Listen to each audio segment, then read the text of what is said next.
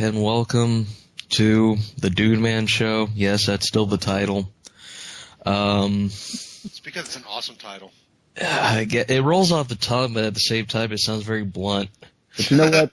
Fuck those guys over at the Dude Bro Show. They suck. Yeah, I know, right? Oh, man. All right.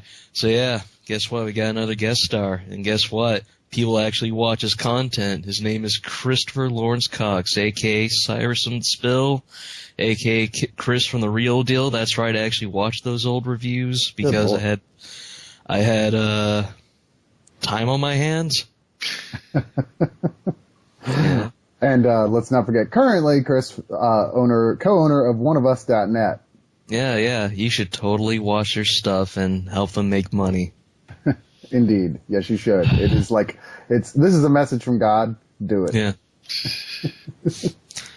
Oh, God. Now I'm thinking about, I love OneOfUs.net. If you love OneOfUs.net, or when you decide, oh, God, I screwed up the line. Whatever. Anyway, Brian Piccolo. Yeah. Brian Piccolo? Wait, what? No, it's the famous Billy D. Williams thing where, like, monologue when he was playing Gale Sayers. You're talking about Brian's song? Yeah, that's what I'm talking about. Why are we talking about Brian's song? No, because I want to replace Brian Piccolo's name with OneOfUs.net and be like, when you pray to God tonight, tell OneOfUs.net you love him too. Fair enough. Oh, and then I'm white, so I screw things up all the time. I'm not sure that has anything specifically to do with being white. I mean, culturally, I think we pretty much won through nefarious means for centuries on end. So, yeah. But Brian's song, is on the list of like 5 movies, basically, that it is completely okay as a man to admit that you cried at.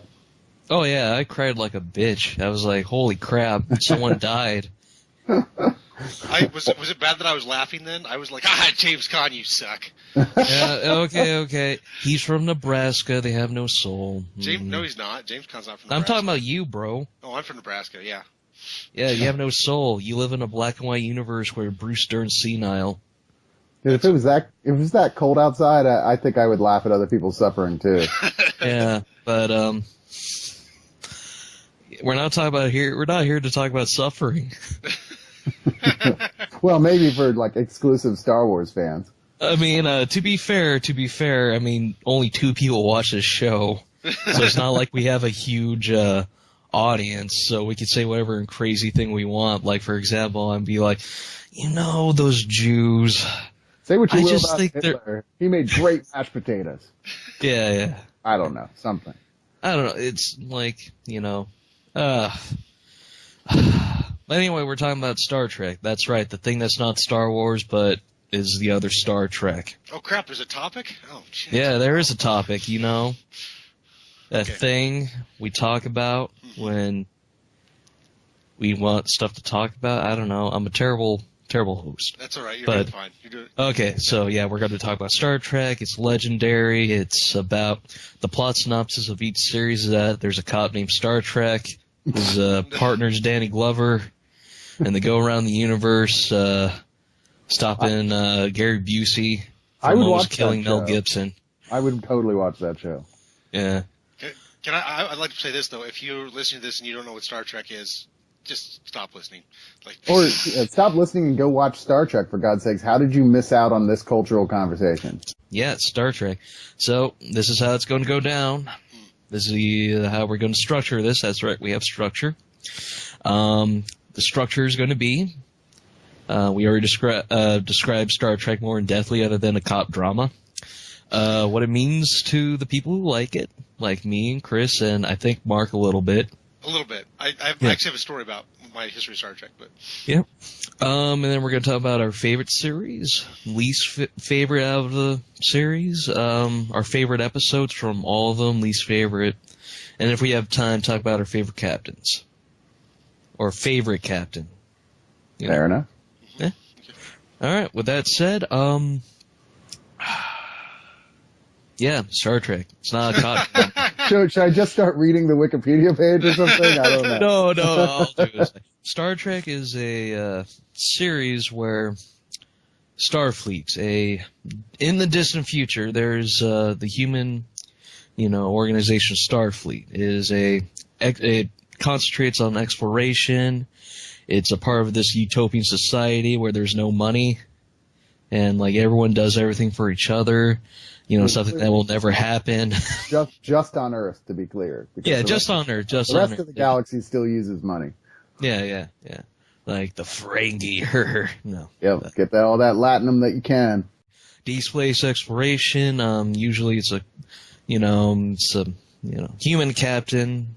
Goes out, explores, has to contest with other alien nations like Klingons, Romulans. For example, Cardassians, for example. Yeah, but the Cardassians have really great butts, so that's in their favor. Cardassians were weird. Their necks were too big. I didn't like them. It's not their necks I was thinking of as being sizable, but... Yeah. I don't know. Cardassians. Oh, okay, yeah, sure. Yeah. Sorry. Technically, I was like, Cardassians they're kind of like reptiles, so that'd be kind of weird. It's like, they've got evolved from some sort of lizardy thing. Yeah.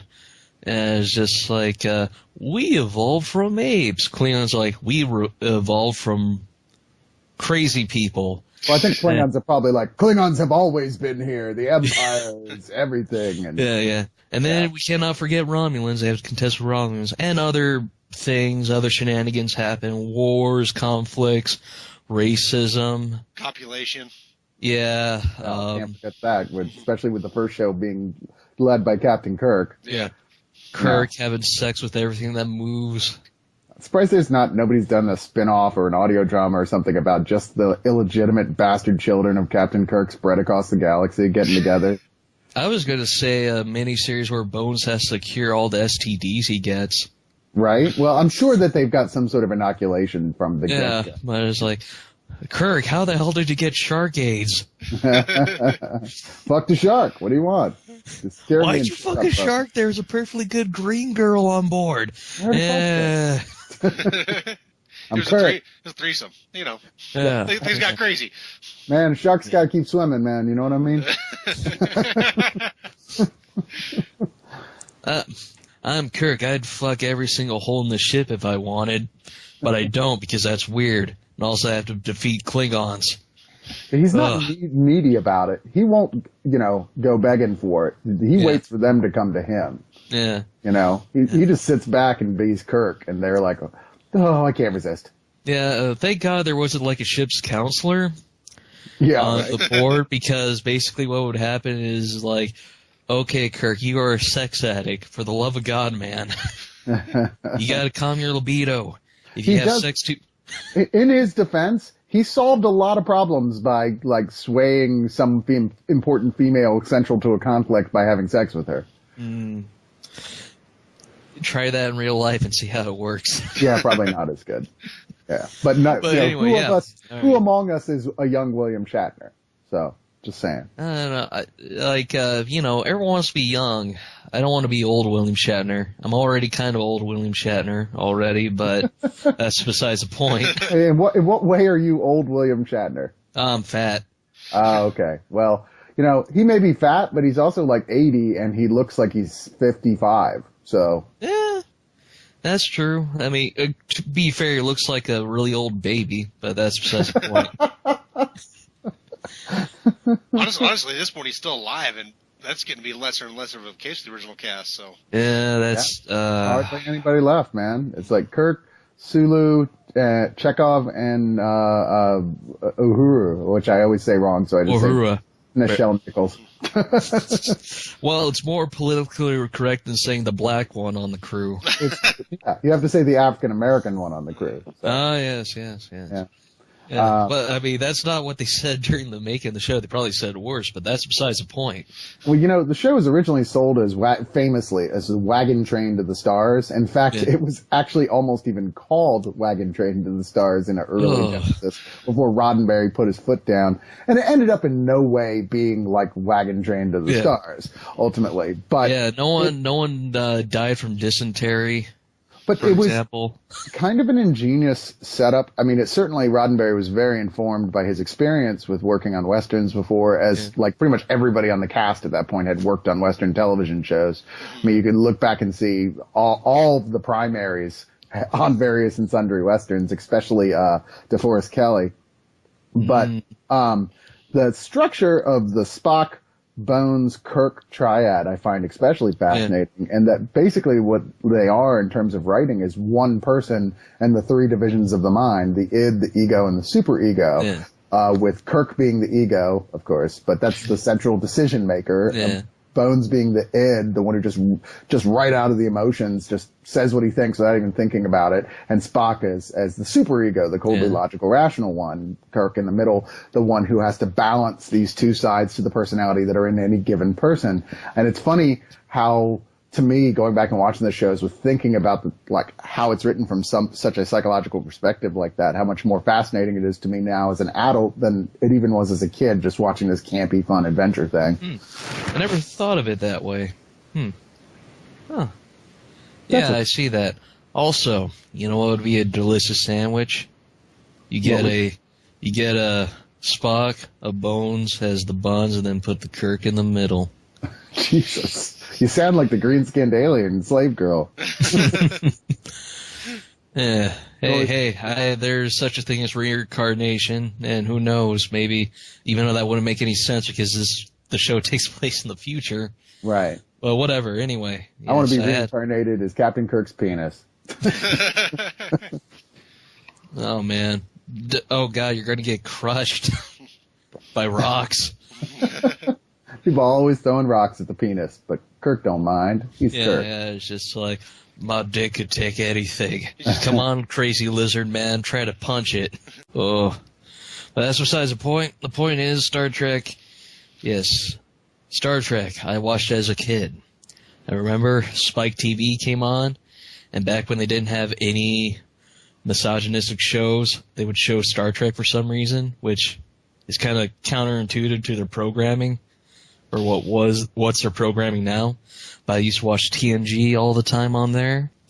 And during the summer, when I was like, I don't know, 8, 9, 10, something like that, I would have to stay at my grandma's place because I couldn't, legally stay by myself in the house. And DS9 would play, and I would watch that all the time too. And yeah, that's basically it. As I started watching Star Trek, and then eventually TV Land played old episodes, watched that, liked it, saw Voyager, I immediately wanted to turn off the TV, and season 5 came around, and I was like, I like it again. Boobs! Yes. Yeah, boobs! 7 of 9, I give that girl a 9 out of 9. Yeah. Bogs and boobs, double being it, yeah. And then I didn't watch Enterprise until Netflix. And then I'm like, I'm glad I didn't watch Enterprise because holy crap. You know what? I'll say in defense of Enterprise, yes, it gets off to a very shaky first 2 seasons. It was filled with problems, most of which is that the characters are all written so woodenly and shallow, and it's filmed like an episode of Red Shoe Diaries. But you get to season 3, and it actually turns into a pretty damn good show. Season 3 is an excellent season. It was the first one that is just one long story, all of season 3, just straight through, and it's a parable for our reaction to 9/11. Cause basically these aliens that we've never even heard of come down and destroy California. They kill 25 million people, and we're like, "Fuck you!" Oh, God. And so we send our one ship Enterprise out into deep space to go kick their ass. Oh God, does that mean I'm gonna die? Because I live in California. Well, no, this isn't actually considered to be a crystal ball for the future, but Star Trek predicted the future, kind of, sort of, not really. I'm curious to know what Mike. You said you had a story that was a little more it was Mike who's not as big a fan, right? No, Mark. No, Mark is not as big a fan. Sorry. Okay. Yeah. All you M names sound alike to me. I know. We're basically the same person. It really doesn't matter. That's racist. Except for I'm a full decade older. That's the only difference. But anyway, no, when I was 8 or 9, I'd just seen Star Wars for the first time. I love Star Wars. Thought it was the greatest thing ever. And then I went to my cousin's house, big Star Trek fan, loved fucking Star Trek, just a ridiculous amount. And he's like, you need to watch this with me. I'm like, okay. So we watched it, and the whole time we watched it, he was bad-mouthing Star Wars because he'd seen that too. And that it totally turned me off, and so I didn't watch Star Trek clear until I was in college because I was so mad at my cousin for bad-mouthing Star Wars when we tried to watch Star Trek. Yeah, he was poisoning the well of Star Trek for you as it happened. Yeah, so as a result, I've never watched. I've watched bits of almost all the TV series, never watched all of any of them, but I've seen all the films, so that's kind of where I am with Star Trek. You know, I fall on the actually preferring Star Trek to Star Wars, even though I, too, was a big Star Wars fanatic as a kid, and I had every toy they made for the first 2 movies, pretty much. You know, I loved the hell out of it. But over the years, I started preferring Star Trek. For one thing, there's just more of it, you know? And the other thing is it felt more like there was much more of an attempt to make it accessible and real, whereas Star Wars is ultimately, it's not even true science fiction. It's just fantasy set in space. You know, I mean, it's knights and warriors and magic users fighting with swords in space. Yeah. You know, Star Trek was more of like, okay, we're actually trying to talk about what we want the future to be. And I guess the older I got, the more interesting that was to me. Well, like, I'm actually the exact opposite. I'm more of a Star Wars fan than a Star Trek fan, but that's only because when Star Trek tries things a lot, like humor and like certain subject matter, they kind of don't do it right sometimes. Actually, a lot of times, like the episode, I'm going to bring this up later, but Threshold, if you ever saw that Voyager episode where they didn't understand how evolution worked, and it was just like, evolution's a pre-made path done by the maker. And like, apparently we de-evolve instead of evolve to a greater like being. We de-evolve into salamander people. And then Janeway has sex with you and has babies.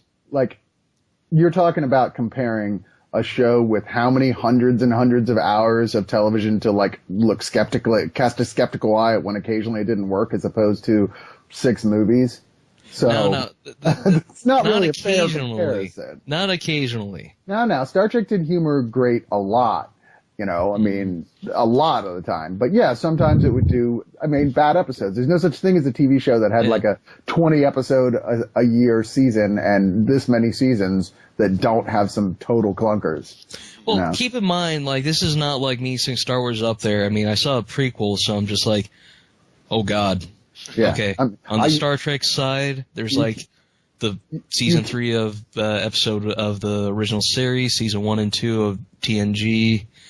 Voyager. Yeah, but even all of those have some really good episodes in them. Like the worst seasons of Star Trek, any given show are at least half good episodes. It's just that other half that's so bad, you're like, what the fuck were they thinking? Yeah. And when you add up all the Star Trek good to bad, I guarantee you it's much more than half are good. As opposed to Star Wars. No, yeah. Oh. That's 50-50. Maybe even less than that if you think about large portions of Return of the Jedi. Okay, half of Return of the Jedi is a piece of garbage, and that's due to the Ewoks. Anyway, that's not Star Trek versus Star Wars. This is just the Trek of Star. And, favorite series out of the many. What you're saying, which is our favorite series? Yeah. Oh, as much as I totally love the original series, the true love didn't happen until Next Generation started. You know, which is partially why Picard is my favorite captain as well. He was he was more realistic as the captain of a starship in general, just the way he approached things. And he wasn't afraid to be the guy to go, okay, phases the shit out of them when it was necessary, but of course that's the last fallback. And that's how I felt about life. Why are you gonna just throw a punch the first chance you get, you know? Yeah. Like, no, you're going to try and go, hey, what the fuck are we doing here? I don't want to do you feel like getting all fucked up in a fight? Because I don't. So if we can avoid this, what are we going to do? Yeah, also, the only thing that I would say is that his unrealistic hatred of children was, weird.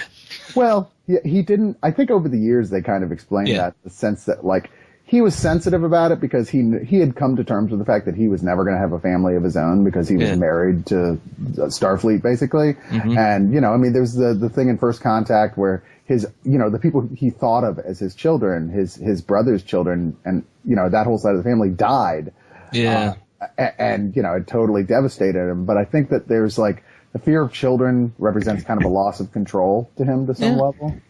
And that's where they were trying to make that part of his personality, the whole, he always knows how to deal with every situation, but when it comes to children, You can't treat them like you do everybody else. And he doesn't know how to relate to people that he has to coddle. Yeah, but I agree with that. But the first season, like this is before they like developed it and made it into like what you said there to make it like really good. But season 1, he was just like, if there's a children starving, don't feed it. And there's a literal episode where that kind of happened. One where the preschool directive. Yeah, where Q gives William Riker like the power of the Q, and like a little girl in pink is like dies and he could save her, but he doesn't because Picard would get pissed. Then he beams back up and he's like, I could have saved that girl. And Picard's like, you shouldn't have, because she was a child. And they're literally worse than Hitler. I think you may have read something into that episode that wasn't there, but no, but he does say something like, it was good of you not to try, which is still equally bad. I wouldn't say he hates children. He just doesn't want them on his bridge. But to his credit, he ends up putting up with Wesley Crusher, which is better than we can say for most of us. I mean, but it's because he wanted to fuck his mom. Yeah. I was going to say that as like, it's like, I really hate this Wesley Crusher guy, but his mom's really hot. I think it's hysterical that, like, as much as we all hated Wesley Crusher, he's grown up to be kind of the spokesman of nerds. You know, Wheaton, like everybody loves Will Wheaton. You know? Like, except for his like Tosh.0-esque show he did on Sci-Fi, that was pretty bad. Oh, I never saw it. Don't. He's best in a podcast or guest starring on television shows format. I've discovered, like when he's completely like when he doesn't have somebody to bounce other things off of, like a co-host or something like that, then he can be a little dull. Yeah, that's true.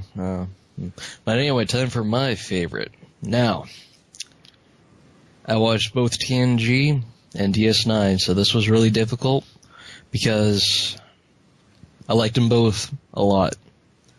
But since you said TNG, I will give the dog a bone and give it to DS9 as my favorite for several reasons. One, they had a black guy as captain. No, I'm kidding. That's even though he's like, he legitimately, he's my favorite captain because Ben Sisko is like, he's passionate, he loves his people, and he loves his crew. That actor, Avery Brooks, is phenomenal, and he brings so much gravitas to that role, no question. I mean, he made Sisko a super interesting captain. Yeah. And then he shaved his head and started kicking ass. Yeah, and now, like, because he discovered once he shaved his head, all he had to do was just, when someone was fucking with him, he'd just stare at him and not say anything, and eventually they'd back down. Yeah, Worf was even intimidated by him. It was, like, crazy. Yeah. That's another show that, like, started out just okay, but then they brought in Worf, and then the show picks up and becomes one of the best shows of the lot. Well, like, another reason why I like the show, like, a lot is because the Dominion War is a new, like, aspect of the show. I mean, first off, it being just in a space station was new enough. But the fact that, it's a show centered around a war with an alien power that is freaking, like, ridiculously powerful was another one. Which added to a lot of drama. The first Star Trek to have one long continuing arc that just dominated the show for multiple seasons. Like, there were other themes that continued, like Next Generation had the Borg, the returning threat of the Borg, but it wasn't something that was omnipresent in every episode. Yeah. Which, to be fair, Deep Space Nine totally cribbed even doing that from the running at the same time show Babylon 5, which was critically acclaimed but wasn't getting a lot of viewers because JMS wrote the whole thing as one long novel, pretty much. And that when everybody said, you can't do that, and he said, yes, you can. Here's how you do it. But DS9, that's why, it's one of my favorites. It did a lot of new things. It made the Federation a lot more realistic feeling, I would say, because, like, G. Roddenberry wanted the Federation to be like this stoic, emotionless, entity, if it was like a person. Are you sure who accepted things? The prequels? Are you sure you're not thinking of George Lucas and the Star Wars prequels? it's like, everyone's diverse, everyone's like this. He had a lot of ideas. But I don't think Roddenberry wanted it to be emotionless at all. I think quite the opposite. But he wanted everybody to be, he wanted humans to be inherently good all the time. Like, he wanted to show this idealistic future, and that can be kind of unrealistic. Well, it's like there are episodes like, there's this one early season 3 TNG episode where a kid's mom dies on a mission. Mm-hmm. And Gene Roddenberry deliberately said that everyone accepts death. So he shouldn't be like, crying or anything. Stuff like that. There weird things like that happen sometimes. That's why I say it's like the Stoic thing. But like in DS9, when the Dominion and the Changelings come into play, like, they're very, a guy tries to make Starfleet a lot more militant, a lot more militarized, to respond to this, threat, and it's like, something like this, probably would happen. Well, that's partially because at that point, it's the first Star Trek show that the Great Bird of the Galaxy had flown off into, death. So, he wasn't there anymore to say, no, you can't do that. Yeah, I mean, Deep Space Nine specifically broke a lot of Roddenberry rules. Yeah. Of generally, you're not supposed to do that in Star Trek. Yeah, and then, hardcore Gene Roddenberry fans, Frankensteined them together, brought them back to life so he could be like, why are you doing this to my series? You bastards! Roddenberry Unbound. Yeah. Roddenberry. Roddenberry hooker. Wait. No, Roddenberry is one of those creators that to me in some ways is just like Lucas, that I think he created this incredible universe. He populated it with fascinating things and fascinating ideas. But when, the best thing that could happen after a certain point to that universe was for them to stay out of it. It grew beyond them and, really became its own things at the hands of other people and other writers who, quite frankly, were better at writing than they were. Yeah, indeed. Yes, I agree. So, Mark. Oh, I'm still on the show. Yeah, what? Yeah, you're still Sorry, part Mark. of this. Hey, Mark. That's all right. Yeah, Mark. All right, since you're more connected with the movies, what's your favorite movie or movies? I'm gonna say the favorite movie out of the Star Trek bunch that just because the first one I really got attached to was Wrath of Khan. I saw that and this is actually pretty awesome, and that's actually what persuaded me to watch the rest of the films. Was watching that one because of course the first one I watched was the very first one, and I was like, oh, this is just boring as shit. I don't know why anybody watches these, but. Then I moved on to Wrath of Khan, luckily, and was able to watch the rest of the films. Yeah. Wrath of Khan is, you'd be hard-pressed to find almost anybody who's watched all the films who wouldn't go, yeah, that's the best one. You'll hear people say sometimes, oh, the first J.J. Abrams one is the best. It's like, okay, well, clearly you didn't watch all the others. Oh, no. I like that one, but it's not the best. No, I like it too, but it's not the best. I would probably put it at maybe about third. I'd actually probably go Wrath of Khan, The Voyage Home, and then there's another one. I'd put it fourth because First Contact would be after The Voyage Home for me. And then Undiscovered. Undiscovered Country is really good too. A murder mystery on the Enterprise, you say? Yeah. Yeah, it was more of I liked it because it was an allegory for after the Cold War, pretty much. So I was like, huh. And I love the bit with the alien girl who's a shapeshifter that turns into him, and Kirk goes, I can't believe I kissed you. She, as him, goes, it's probably always been your greatest fantasy. Yeah. Oh, man. That's a good line.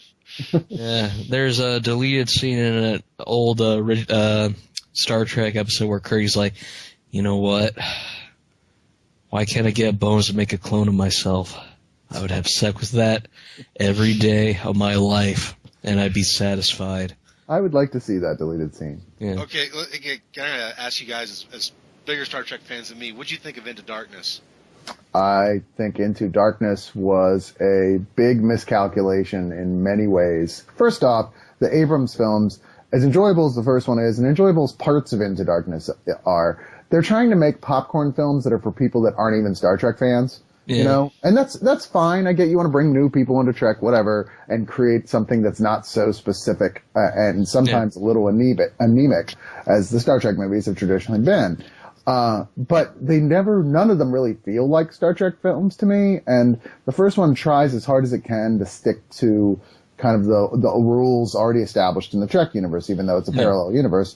The second one just went, fuck it, we don't even care anymore. And like started just breaking rules, like established things that would not change because of a parallel universe split.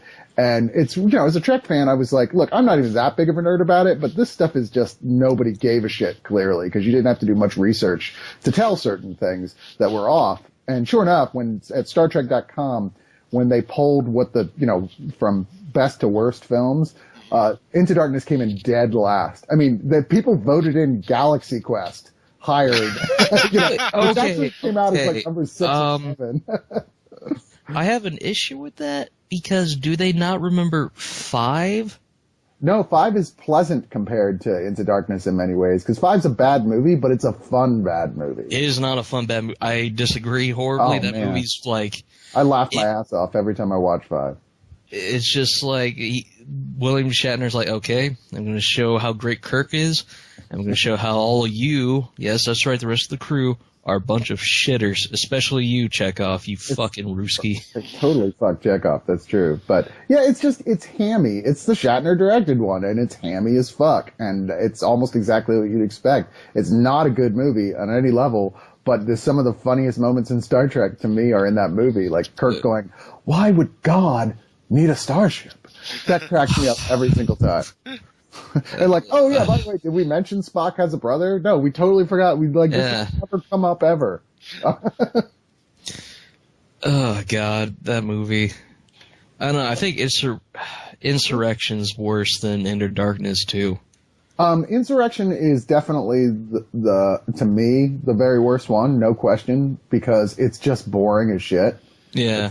It's really dull. It doesn't make sense. It's not funny. When it tries to be funny, it just falls flat. It's definitely the worst of the movies. And I wouldn't say Into Darkness is the worst either. I mean, it's got a lot of fun moments and a lot of good popcorn moments, but like, I just it cannot recover from let's balance the death of Spock scene by recreating it. That makes absolutely no sense. Yeah, I really, really, really like Into Darkness until like the last 10 minutes when it's just like, okay, grab that Lindelof guy, let's have him ruin this.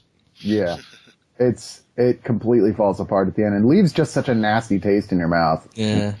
Which sucks because the rest of the movie I thought was really good. It was alright. Like I said, I was having, as a Trek fanatic, I was having problems with timeline stuff all the way through, going, wait, all the shit you're saying that's different wouldn't be different because that happened before the time split. So but it's stuff that's just not attention to detail that even they have admitted, okay, we fucked that up.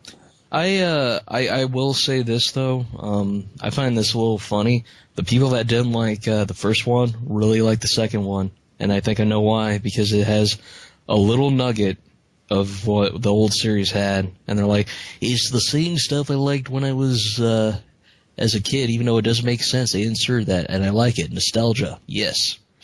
I'm like, wait, that makes no sense. They ruined it. Yeah, it's nostalgia. It almost feels like satire. Yeah, a little. I mean, it's like I saw 2013 kind of had like all their summer movies, at least the ones I liked were all like, oh, they could have been great, but no, they're just either okay or good. I have to admit, like, not being a huge Star Trek fan, like, but the character that annoyed me the most in the Into Darkness was Peter Weller's character. Like, I don't know what there's about that character, just found it obnoxious. Well, he had no dimensions to him of any kind. Yeah, he's just like pointlessly evil. Yeah, exactly. And like, how do you get to be a Starfleet admiral and be that pointlessly evil and have no good point? I felt like, if anything, it felt like somebody had a hate on for libertarianism, because a lot of his arguments were very libertarian, but with this whole like, if libertarians got a hold of like the most powerful war machine in the universe, this is what they would do. I don't think that's true, but like, I felt like that was the picture they were trying to paint, and with absolutely no nuance of any kind. Yeah, and then you squander a really great actor like Peter Weller, Yeah, exactly. Who to me will always be Buckaroo Banzai. So. All right, let's talk about our favorite episodes just from all series. It could be like multiple, a few, blah, and our least favorites. So, Bark has only seen the films. I I've seen a few episodes. Okay. Let's start with Mark first. He's seen a few Fuck episodes. you, buddy. That's I've right. seen some episodes. I really like the episode from the original series, and by God, I will never remember the title of this episode because I don't have any idea. But the one where like they all, it's from the first season where they all end up reverting to like the most primal. And Chekhov's running, or not, but Sulu's running around with that shirt off and the frickin' sword. Oh, the drunken time or the naked time or something like that? Yeah. What was it? Is it the Naked Time or? Yeah, it's the Naked Time. Yeah. The Naked Now is the sequel one in TNG. Right. You're right. Okay. That series, I admit, I kind of laughed my ass off watching that episode. That's a really funny episode. Yeah, it's like nothing says quality like a disease that literally makes you drunk. Yeah. And yeah, I mean, the Star Trek Next Generation version of that in the first season is one of the better episodes in the first season, where Data totally fucks the shit out of what's her name, the one that Natasha. Yeah. And she gets all embarrassed about it afterwards. He's like, I don't understand. I don't know. That episode, people were already doing drunken things because Beverly Crusher was like, okay, we got an affected man who cannot leave this room.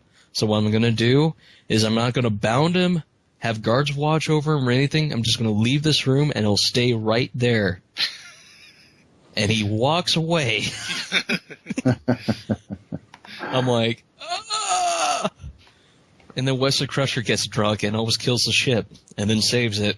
Yeah, but he's drunk, but still not drunk enough to like not show off and be a little smarmy git that saves everybody. I'm a super genius. I think ultimately my favorite single thing is the best of both worlds, you know. Yeah. I mean, the two-parter that ends with Picard, you know, turned into a Borg and Riker going, fire! And then I watched that as it aired, and I screamed at the top of my lungs because it was going to be like 4 months until we saw what happened next. Oh, wow. Assholes. The worst cliffhanger of all time. I was like, fuck you! But like, it got the people watching. It did. City on the Edge of Forever, of course, the original series with where they go back in time and find out that like after Kirk falls for Joan Collins in one of the more high-profile guest starring roles on the original Trek, that she has to die or the timeline is gonna basically be completely fucked up. Yeah. So he has to let her die. It's a absolutely phenomenal episode, well recognized as one of the very best ones ever, and written by the great sci-fi author Harlan Ellison, who was vociferously antagonist to Star Trek afterwards because apparently his original episode that he wrote was very different. I was going to say the Inner Light on Star Trek Next Gen is such a phenomenal one, maybe the best written episode of any Star Trek ever, where Picard lives an entire lifetime through this like satellite that beats a whole other existence into his head, and then he's permanently affected by it afterwards. I mean, he lived like 60 years in another body. He remembers it perfectly, but it never technically happened. Like, so good. In fact, every show since has done a copycat episode of it. Like, the Visitor on Deep Space Nine, where Sisko, we watch Sisko live his whole life, or Jake Sisko, like the son. But realizes that he has to make a sacrifice to save his own father, who's like trapped in like some sort of time thing. And you're that episode was so sad. Holy crap. Yeah, it's really good stuff. Damn. Holy crap. Jake Sisko turns into Bill Cosby. Didn't he? Except he wasn't drugging women and having sex with them. No. But, sorry, did that actually happen? I don't even know anymore. Who cares? He's just like, see, I'm a Bill Cosby women. I love it when they're just lying there. Watch them jiggle. Jello pudding pop. The Tribbles episode, of course, Trouble with Tribbles. Yeah. I mean, come on, that's just a great and really funny episode. No question about it. I mean, there's so many really good ones. I thought the last episode, Next Generation, is the best finale out of all of them. Yeah. Yeah, all good things. I mean, that was, anytime it's Q is on, it's a great Star Trek episode by default, you know? Yeah, I'd say that. I'd say the weakest one was probably his first one, Encounter at Farpoint, but that's because it was a pilot. Yeah, and the pilots for Star Trek generally are not the greatest. Yeah. With the exception of The Cage, but. Yeah. Yeah, oh wow. I remember he was like dressed up as like a drag queen when he was judging them. And apparently like in the post-apocalyptic future before the Federation, like people like held trials in like synagogues, and the judge was on like this levitating, chair, and like apparently he needed a Chinese guy and a midget as like the freaking bailiffs, and then like yeah, it was weird. It's like there were a bunch of midgets in that first episode. It's true. Midgets, that's how they get work, unless you're Peter Dinklage, in which case you can do anything you fucking want because you're Peter Dinklage, bitches. Yeah, it's just like, yes, I am the most handsome dwarf in the world. Seriously, it's actually, like, I think it's great, but it certainly is a little off-putting that, like, most of the women I know would drop everything if they got a chance to fuck Peter Dinklage. I mean, I would too, but that's just me. Like, very small hands. Yeah, it's like, holy crap. But anyway, Yesterday's Enterprise is the other one I wanted to list, where the Enterprise C comes through the time rift and it changes everything. So the Enterprise is like the Federation has been at war with the Romulans, and we get to see the tricked out battleship Enterprise. Yeah. That was awesome. And then Natasha Yar is still alive. Yeah, and then fucks up several episodes later down the line. It was really weird because it's just like, wait, how are you here? Wait, what? My brain. Yeah, and of course you gotta go to Guinan, who's like, I'm the mystical one who just says, don't worry about it, it's mystical. Yeah, I viewed her more as like, I'm Whoopi Goldberg, I have some free time, let me put this outfit on. Okay, bye everybody. But, yeah, it's like, in between Sister Act, Sister Act 2, I could probably, put in a little cameo. Yeah. There was that weird two-part she was in where she was like hanging with Mark Twain. Yeah, the one where they find Data's head in a cave, and they're like, what? Yeah. And they find out the only way for this circle to complete is for Data to lose his head in a cave. Yeah. Just like, okay, but then it's like hundreds and hundreds, thousands of years old, or something, I don't know, I think it's fine. But, you're like, wouldn't it, like, be like really shitty condition at that point? I mean, I know it's like future technology, but still, like, if I left my laptop in a cave for a couple hundred years, I don't think it would turn right back on and work as well as it did before. Yeah. It seems unlikely. Yeah, it's just like they put Data's head back on, and it's just like, all right, Geordi, I'm still alive. Blah, blah. His head just explodes. Futurama also stole that gag. I don't know why I just stole that, but Futurama also stole that gag.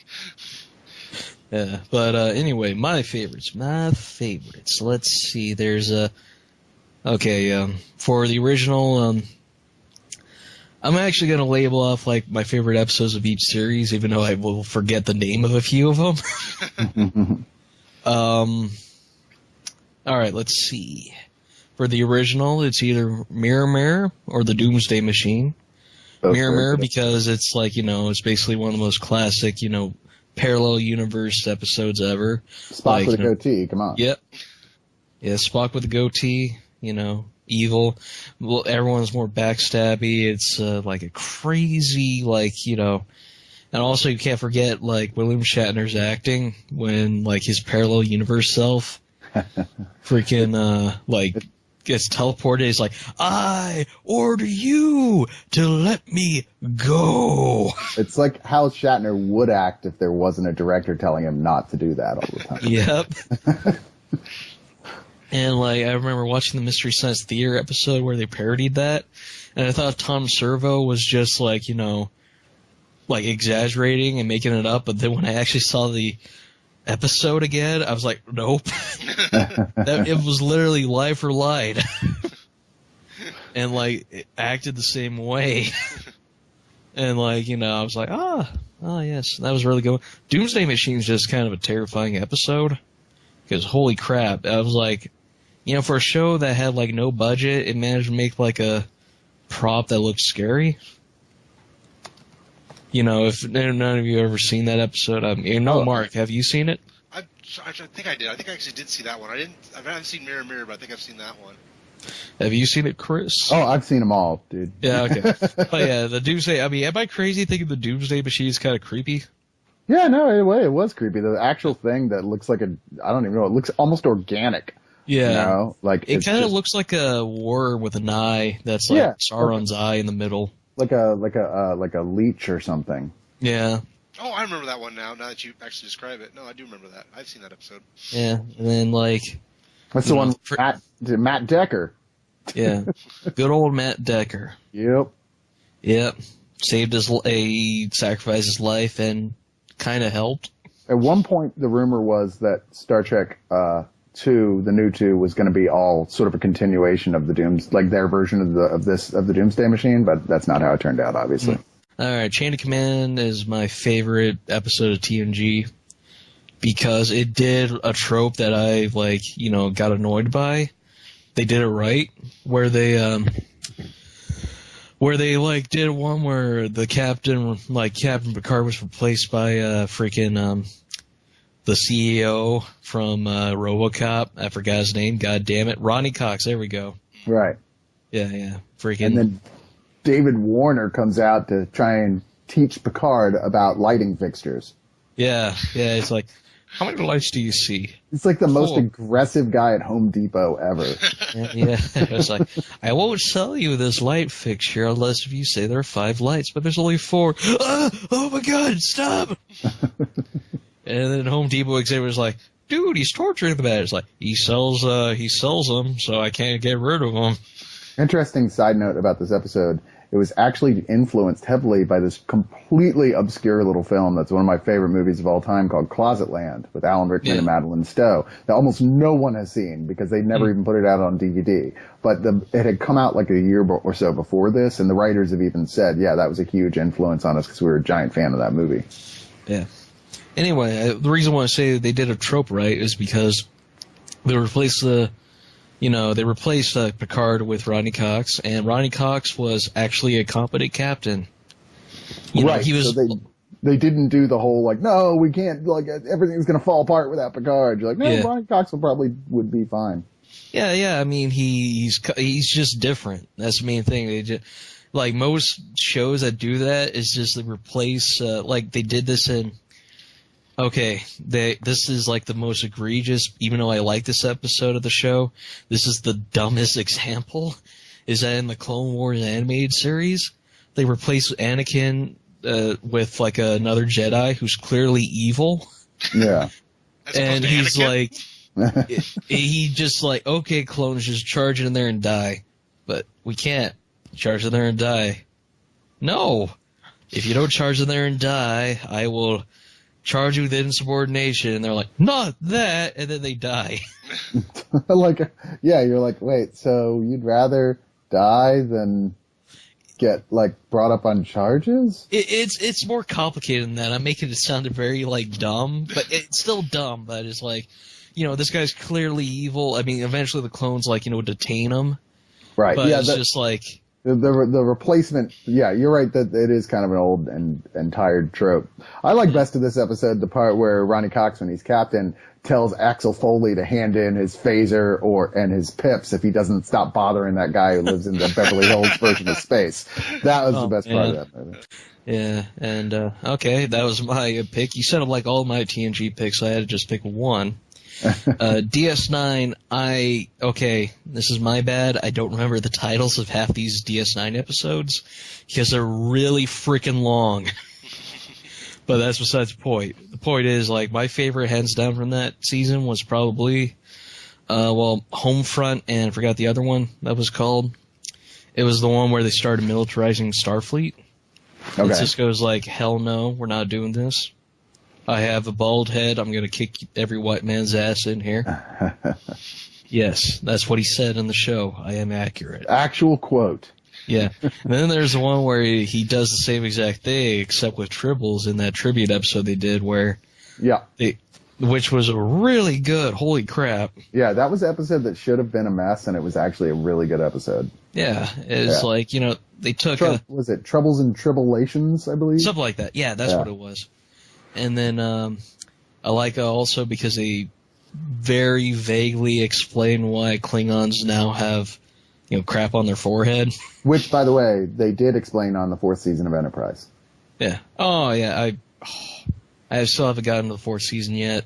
Fourth season is not as good as the third season, but it's a huge sight better than the first two, so it's still worth watching. It does a lot of here's filling in the gaps of stuff that was always the big questions on Star Trek, so. Okay. Yeah, there's that. Yeah, it was just that he managed to sync up the old footage with the new, crew really well. It was all around good episode, tied in, blah, blah, blah. Well, anyway, now let's get to the bad stuff. Oh, yeah. Ooh. Yeah, bad stuff. There's so much, and I can't wait to talk about it. Yeah.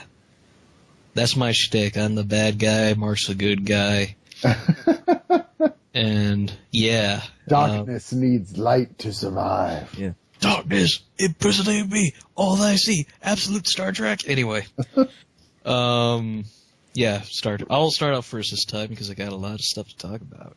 First one, I'll say the episode that I disliked the least, or the one that I found horrendously offensive, was, the last episode of the original series, which was the Turnabout Intruder, where, basically feminism was there and it got shot.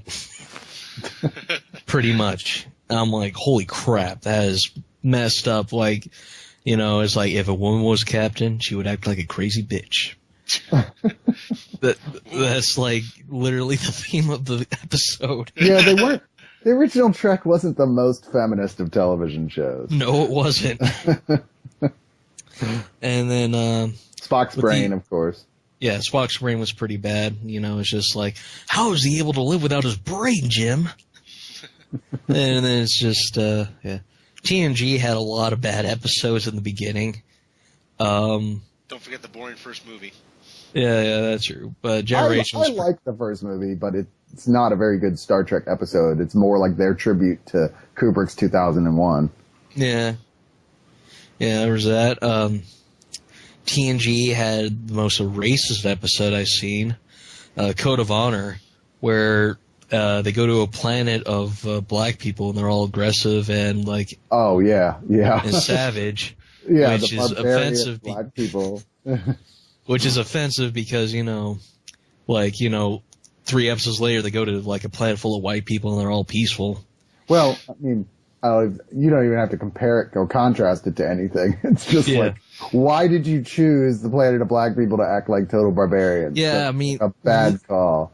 The episode was so racist that I would not have been surprised if one of the black characters on that show said "Ooga booga, where the white women at." Yeah, it was that offensive. Well, and there's also the one against Irish people. You remember that one? Oh yeah, up the long ladder. Yeah, where they're all the Irish immigrants on board, and they're like, "Oh, we go the local Where's the alcohol? We be leprechauns." Spectrum starts selling Lucky Charms any minute. And then, oh, that Klingon took my Lucky Charms. Yes. And then Shades of Grey was just a clip show. Ah, man, come on. Star Trek should have done better than that. As anytime anybody does a clip show, unless you find a really clever way to do it, I'm like, fuck you. Yeah, anyway. That was the Venture Brothers did a clip show that was all clips of stuff that we'd never actually seen happen. Yeah. It was pretty bad.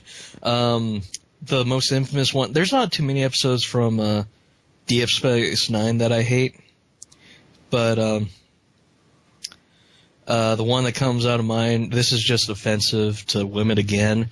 It's called Prophet and Lace, where they basically turn Quark into a woman to negotiate because he accidentally gave her mom a heart attack.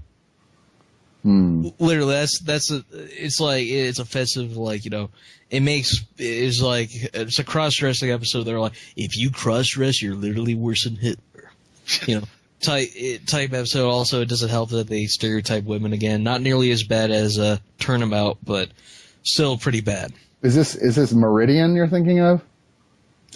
Where Quark is trying to create a hologram of Kira, like a sex hologram. That was probably another episode that's pretty bad. I don't remember that one, but Prophet and Lace was the one I remember the most as being offensive. Okay, fair enough. To women. But yeah, that's another one that's pretty bad. There's that DS9 also didn't have a very good Q episode because it was just like, why are you here? Yeah, you're here because the fans wanted to see more of you, and then they're like, sorry we asked. Actually, it was more of like, oh crap, we need to get the TNG like crowd to watch our show, so let's have Q just here. So anyway, that's what I want. Voyager. I mentioned Threshold. That was a pretty bad one. There's also I think it's called Tangled or something. I forgot what it was called. It was one where like everyone started acting like an idiot because there was like this barrier around them, and all they really had to do was like, you know, move the ship up. But they did. It was like, full steam ahead. And I'm like, oh, God, you're dumb. Any episode where Neelix is like the main focus. Because Neelix is like the worst character ever made. Oh, my God. I don't mind Neelix that much. Oh, wait. Oh, my God. I can't believe I forgot this TNG episode. There's actually a character worse than Neelix. He showed up in one episode. His name was Okana. And it was called The Outrageous Okana. And this episode had the delight of us. Like, this episode was so bad they didn't even rerun it. It was like, just imagine if, like, some jackass, like, watched Star Wars and was like, I could be Han Solo, but, like, didn't have any of the charisma. But because, like, you know, the show had to, like, write him as, like, you know, a guy with a sexy libido. Like, he would say, like, dweeby crap. And then, like, Riker would be like, man, that guy's a hunk. And we can't forget, this is the episode where Data tries to learn what's funny from Joe Piscopo. Oh, yeah, that was a huge miscalculation, because who the fuck goes to Joe Piscopo to find out what's funny? Man. Not even Joe Piscopo does anymore. Like, no, right? Yeah. It's like, literally, Data's like, who's the funniest comedian? Joe Piscopo. I'm like, the computer George Carlin is over there? Hello? George Carlin, come on. I mean, in the show's defense, Joe Piscopo was not playing Joe Piscopo. He's this fictional comedian who may have, in Star Trek lore, actually be funny, but, you know. Anyway, I'm done with the crap. Well, I'm happy for you. Did you wipe thoroughly and then flush? Wait, you have to do that? Oh, crap, I've been doing it wrong this entire time. Anyway, right. Jokes. I kind of have to get out of here, guys. Oh, okay. All right. Well, anyway, see ya. It's been a great show. I can't wait. Thanks for being on. Mark was here too. I was. I said like 5 things. Thanks for being on the show, man. Thanks for being on the show. Yeah, absolutely. It was a lot of fun. All right. Thanks. I'm glad you enjoyed yourself.